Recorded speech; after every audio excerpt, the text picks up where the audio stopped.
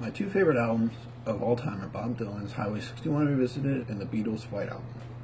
Though the magazine's opinion does not sway my view on these albums, the two albums are ranked number 10 and number 4, respectively, on Rolling Stone magazine's list of the top 500 albums of all time. My criteria for choosing the two albums is just based on how much I like the songs on the albums and how many songs I like on each album. Unlike other listeners of music, I do not pay as much attention to the cohesion of an album. I focus instead on the individual songs themselves. This viewpoint can be seen clearly on my view and the background of the White Album.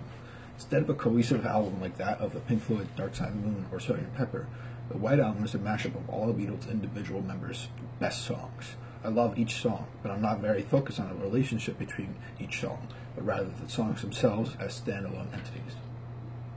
My favorite White song on the White Album has to be Happiness is a Warm Gun.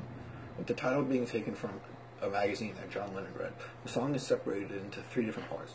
The first part is dark and sober and in a minor key. The second part changes moods, and it's instead more upbeat and in a major key. The third and final part of the song is a mix of the 2 previous parts in terms of mood. The third part is the most melodic and has possibly one of the catchiest choruses in all of the Beatles' catalog. Bob Dylan's Highway 61 Revisited was an extremely revolutionary album when it came out. Dylan, the leader in the folk music world at the time, completely invented a new genre of music, folk rock, with the release of Highway 61 Revisited. Previously, folk lyrics and music have been restricted to acoustic-driven songs, but that all changed with the release of this album.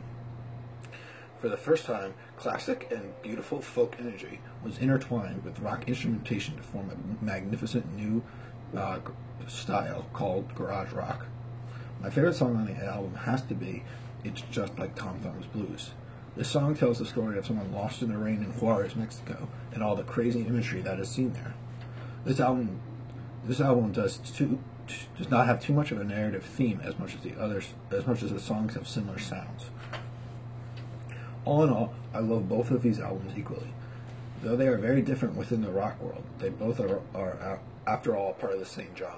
Both are collages of different musical experimentation with an incredible amount of staggeringly good songs.